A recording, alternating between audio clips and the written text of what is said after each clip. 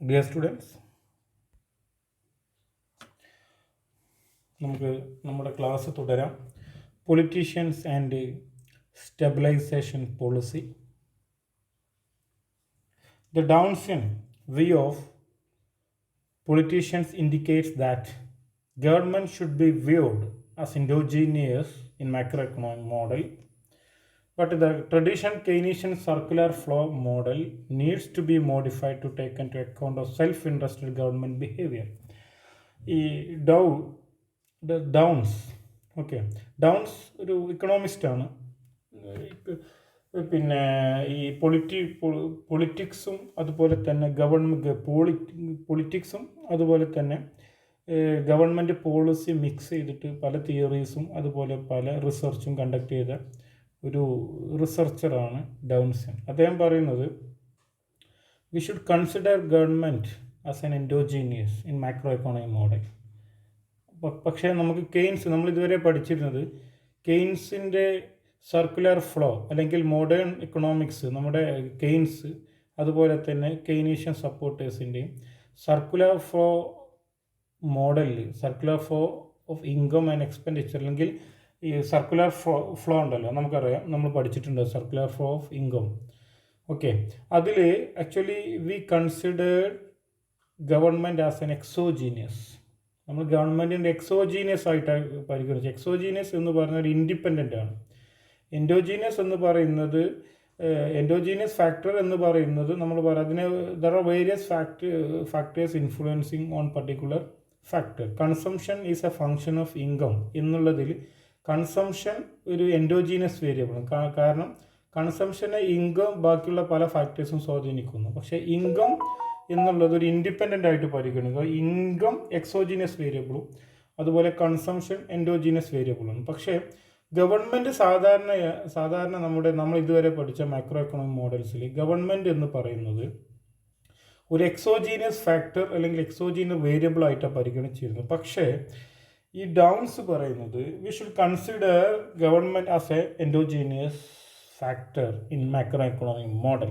അത് വളരെ ഇമ്പോർട്ടൻ്റ് ആണ്. കാരണം ഗവൺമെൻറ്റായിട്ട് ബന്ധപ്പെട്ട പൊളിറ്റീഷ്യൻസ് സെൽഫ് ഇൻട്രസ്റ്റഡ് ബിഹേവിയർ ഉണ്ട്. അല്ലെങ്കിൽ ഗവൺമെൻറ് എന്ന് പറയുന്നത് എന്താണ്, they have some self interested behaviour.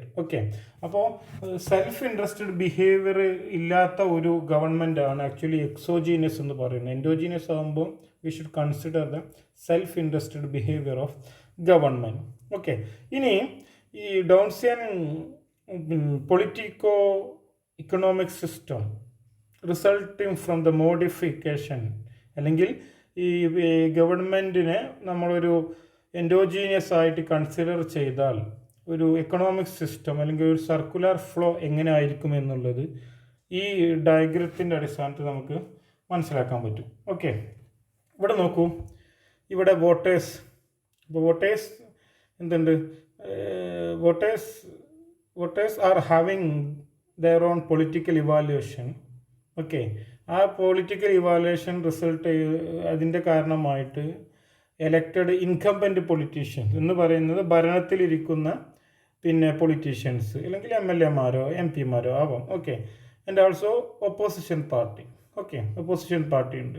അപ്പോൾ അവർക്ക് ഇൻകംബൻറ്റ് പൊളിറ്റീഷ്യൻസ് അവർക്ക് എപ്പോഴും അവരുടെ ടെൻഡൻസി ഉണ്ട്, they will re election prospects എപ്പോഴും ഉണ്ട്. പിന്നെ അതുപോലെ തന്നെ ഒപ്പോസിഷൻ പാർട്ടി എന്ന് പറയുന്നത് അവർക്ക് അവരുടേതായ ഒരു ഐഡിയോളജി എപ്പോഴും കീപ്പ് ചെയ്യുന്നുണ്ട്, അവരുടേതായ പല വ്യൂസും കാഴ്ചപ്പാടും പബ്ലിക്കിന് വേണ്ടി. അപ്പോൾ we have government will sponsor different policies, both monetary and physical policy. Monetary policy through RBI അല്ലെങ്കിൽ സെൻട്രൽ റിസർവ് ബാങ്കിലൂടെ പിന്നെ സപ്ലൈ ചെയ്യുന്നു. അതുപോലെ തന്നെ മറ്റ് physical policy through the government functioning അതോറിറ്റിയിലൂടെ സപ്ലൈ ചെയ്യുന്നു. Then we have choice and use of policy instrument economy. അപ്പോൾ പോളിസീസ് നമ്മൾ എക്കണോമിയിൽ നമ്മൾ ഇൻസ്റ്റാൾ ചെയ്യുന്നു. അപ്പോൾ ഇനി ഇക്കണോമിയിൽ വ്യത്യസ്ത പോളിസീസ് കൊണ്ടുവരുന്നു. Then the question the state of the economy എന്ന ആ പോളിസി ഇഫക്റ്റീവ് അല്ലെങ്കിൽ ആ പോളിസിയുടെ ഇവാലുവേഷൻ ശരിക്കും വോട്ടേഴ്സ് നടത്തുന്നു. എന്ന് പറഞ്ഞാൽ അവിടെ ഇൻഫ്ലേഷൻ ഉണ്ടോ, അൺഎംപ്ലോയ്മെൻറ്റ് ഗ്രോത്ത് ഉണ്ടോ എന്നുള്ളതൊക്കെ ഡിപ്പെൻഡ് ചെയ്തിരിക്കും. ഓക്കെ, അപ്പോൾ അത് എന്താണ് സ്റ്റേറ്റ് ഓഫ് ദ എക്കോണമി അല്ലെങ്കിൽ the situation of inflation, unemployment and growth of an economy that will influence എന്താണ് ദ ഇൻഫ്ലുവൻസ് അമംഗ് വോട്ടേഴ്സിൻ്റെ ഇടയിൽ അതിൻ്റെ ഒരു സ്വാധീനം ഉണ്ടാവും. അപ്പം അവർ ഇനിയും ഈ ഗവൺമെൻറ്റിനെ റീ എലക്ട് ചെയ്യണോ വേണ്ടേ എന്നുള്ളതൊക്കെ അവരുടെ ഈ കറണ്ട് എക്കണോമിക് സിറ്റുവേഷന്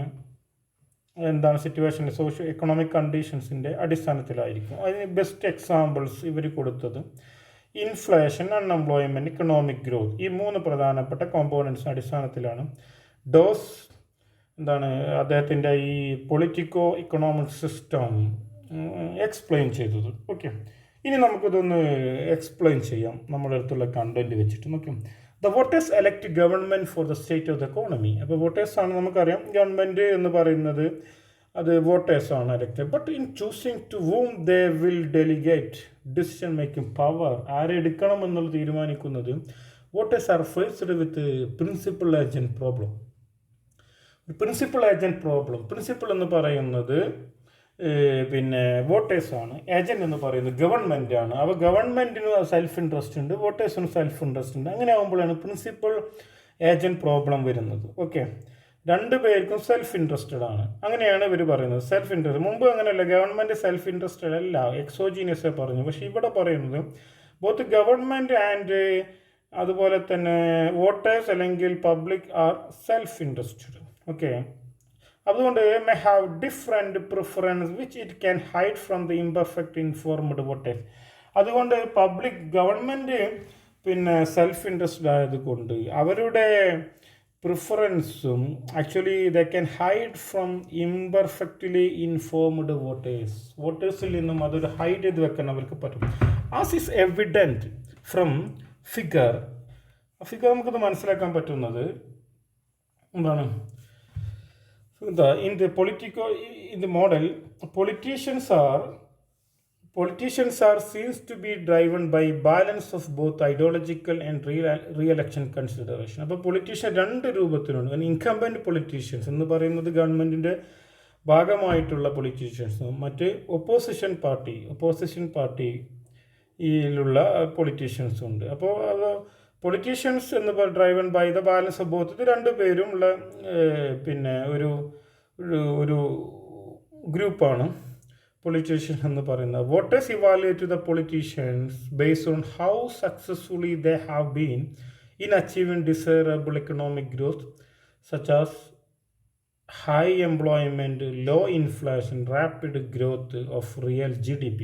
അപ്പോൾ ഇതിലുള്ള എക്കണോമിക് വേരിയബിൾസിലുള്ള പെർഫോമൻസിൻ്റെ അടിസ്ഥാനത്തിലാണ് ഈ പൊളിറ്റീഷ്യൻസിനെ വോട്ടേഴ്സ് ഇവാലുവേറ്റ് ചെയ്യുന്നത്. Okay, the state of the economy in the immediate pre-election period is crucial, and politicians are obviously aware that in order to survive in government, it is preferable to have a buoyant economy. Okay, അപ്പോൾ ഒരു pre election period അല്ലെങ്കിൽ എലക്ഷൻ്റെ ഇപ്പോൾ ഒരു already government running ആണ്. ഇപ്പോൾ last 1 year എല്ലാ സർക്കാരിനും വളരെ ക്രൂഷ്യലാണ്. ആ 1 ഇയറിൽ അല്ലെങ്കിൽ ലാസ്റ്റ് 6 മന്ത് വെരി ഇമ്പോർട്ടൻ്റ് ആണ്. അപ്പോൾ politicians, they are obviously aware that in order to survive in government, it is preferable to have a buoyant economy. ഒരു ജനങ്ങളുടെ അല്ലെങ്കിൽ പബ്ലിക്കിന് വേണ്ടിയുള്ള പല വെൽഫെയർ പ്രോഗ്രാംസുകളും കൊണ്ടുവന്ന് ഒരു ബോയൻ എക്കോണമിയെ കൊണ്ടുവരൽ നിർബന്ധമാണ് എന്നുള്ളത് പൊളിറ്റീഷ്യൻസിന് അതിനെക്കുറിച്ച് അവർക്ക് they are aware.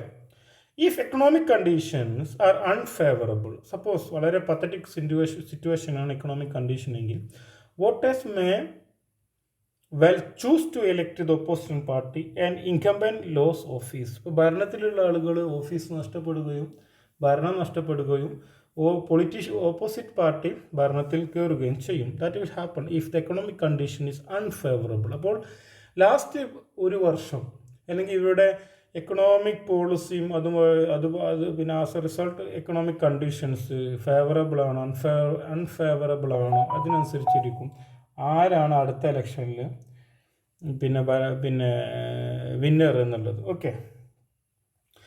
Mean while അപ്പോൾ opposition party makes attractive promises to electorate. നമുക്കറിയാം ഒപ്പോസിഷൻ പാർട്ടി ഭരണത്തിലിരിക്കുന്ന പാർട്ടികളെ പോലെ തന്നെയാണ്. ഭരണത്തിലിരിക്കുന്ന പാർട്ടികൾക്ക് ഒരു പ്രത്യേകത, they can introduce many program policies for welfare of the voters. But opposition party, what they can do, they can only give some attractive promise കൊടുക്കാനേ പറ്റൂ, കാരണം അവർക്കൊന്നും ചെയ്യാൻ കഴിയില്ല. അപ്പോൾ hence economic conditions influence election result and incentive to get elected directly influence the choice and use of macroeconomics. അപ്പോൾ opposition പാർട്ടിയുടെ പിന്നെ പ്രോമിസസും അതുപോലെ തന്നെ ഇൻകംബന്റ് പൊളിറ്റീഷ്യൻസിൻ്റെ പിന്നെ പോളിസീസും ഈ പിന്നെ അവരുടെ വോട്ടേഴ്സിൻ്റെ ചോയ്സിനെയും അതുപോലെ തന്നെ വോട്ടേഴ്സിനെ അത് വോട്ടേഴ്സിനെ അവർ ഇൻഫ്ലുവൻസ് ചെയ്യാൻ പറ്റും. Okay. Now politicians are also driven by political consideration. Politicians are also driven by political consideration, but ideological program cannot be implemented unless party first of all win or maintain power. ഇത് already ഞാൻ പറഞ്ഞതാണ്. Okay. അപ്പോൾ പിന്നെ ideological programs of പിന്നെ opposition party എന്ന് പറയുന്നത് അത് ideological മാത്രമാണ്. അപ്പോൾ അത് ഇംപ്ലിമെൻറ്റ് ചെയ്യണമെങ്കിൽ they should have to win. Okay. അപ്പോൾ ഇനി ഒരുപാട് വർക്കുകൾ കഴിഞ്ഞ 25 വർഷമായിട്ട് last 25 there are various empirical work which has been conducted to test the importance of key macroeconomic variables such as inflation, unemployment, growth of GDP for the popularity of government. ഗവൺമെൻറ്റിൻ്റെ popularity, ഗവൺമെൻറ്റിൻ്റെ re എലക്ഷന് വേണ്ടി ഈ macro economic വേരിയബിൾസിനെ എത്രത്തോളം manipulate ചെയ്തിട്ടുണ്ട് അല്ലെങ്കിൽ misuse ചെയ്തിട്ടുണ്ട് എന്നുള്ളതിനെക്കുറിച്ച് അല്ലെങ്കിൽ ഉപയോഗിച്ചിട്ടുണ്ട് എന്നുള്ളതിനെക്കുറിച്ച് ഒരുപാട് പഠനങ്ങൾ കഴിഞ്ഞ 25 വർഷമായിട്ട് ലാസ്റ്റ് 25 ഇയേഴ്സ് ഓഫ് ദിസ് പിന്നെ 25 വർഷമായിട്ട് പല സ്റ്റഡീസും കണ്ടക്ട് ചെയ്തിട്ടുണ്ട്. Okay. All this works indicates that such A macro economic variables are statistically significant, വളരെ ഇമ്പോർട്ടൻ്റ്. അപ്പോൾ റീ എലക്ഷനും അല്ലെങ്കിൽ ഗവൺമെൻറ്റിനെ ഏറ്റവും കൂടുതൽ ഗവൺമെൻറ് ആര് ഭരണത്തിൽ വരണമെന്ന് തീരുമാനിക്കുന്നത് ഈ മാക്രോ എക്കണോമിക് വേരിയബിൾസ് ആണ് എന്നുള്ളത് ഒരുപാട് റിസർച്ച് ഫൈൻഡിങ്സ് സജസ്റ്റ് ചെയ്യുന്നുണ്ട്. Okay. Given that incumbent politicians occupy a position similar to that monopoly with respect to supply of policies, and they may use discretionary policies in order to maximize their re-election prospect. അപ്പോൾ ഇവർക്ക് ഈ ഇൻകംബന്റ് politicians ഉണ്ടല്ലോ, അപ്പോൾ അവർക്കൊരു അതല്ലെങ്കിൽ ഇപ്പോൾ ഭരണത്തിലുള്ള രാഷ്ട്രീയക്കാർക്ക് അവർക്ക് ഒരു ആക്ട് ആസ് എ മോണോപോളി. അവർ മോണോപോളിയുടെ ഒരു ബിഹേവിയറാണ് അവരെ ഭാഗത്തുനിന്നുണ്ടാവുന്നത്. They introducing many discretionary policies in order to maximise their own election prospects. Monopoly എന്താണ്? Introduce many policies for maximise the welfare. Monopolist അദ്ദേഹത്തിൻ്റെ വെൽഫെയർ മാക്സിമൈസ്. ഇവരുടെ എലക്ഷൻ റിസൾട്ട് മാക്സിമൈസ് ചെയ്യാൻ വേണ്ടി they will introduce many discretionary policies. Okay. The interdependence between the economy and the polity is now a well-established area of research for economists interested in identifying the underlying cause of aggregated instability. അപ്പോൾ ഇതൊരു പ്രധാനപ്പെട്ട research ഏരിയയാണ്. എന്തുകൊണ്ടാണ് ഗവൺമെൻറ്റും അതുപോലെ ഗവൺമെൻറ്റിനെ ഈ micro economics variables influence ചെയ്യുന്നത്, അതുപോലെ അത് മുഖേന ഉണ്ടാകുന്ന ഇൻസ്റ്റബിലിറ്റി എത്രത്തോളം ഇത് കാരണമാകുന്നു എന്നുള്ളതിനെക്കുറിച്ചുള്ള പല റിസർച്ചുകളും ഇതിൽ നടന്നുകൊണ്ടിരിക്കുന്നുണ്ട്. The researchers has attempted to answer several interesting questions. For example, there are some questions which are usually asked by the many studies. How important are economic factors in influencing voter choice? Do opportunistic politicians manipulate the economy for political profit? Do ideological considerations lead to political parties producing a differentiated product? Can political cycles exist in a world of rational, non-myopic voters? myopic voters, and economic agents. Does the empirical evidence provide support for politico-economic model? What are the policy implications of such model? But this is about politics and stabilization policy. Thank you.